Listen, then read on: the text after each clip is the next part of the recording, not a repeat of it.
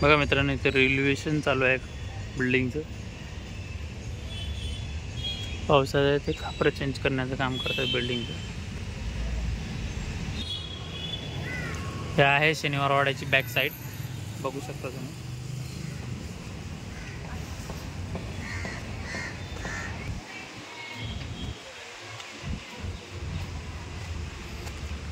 आपण एक वरून एक राऊंड मारणार आहे.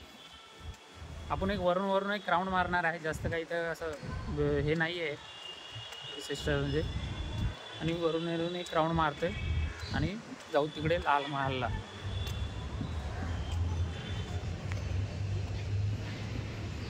ते असं आहे, बघू शकता तुम्ही.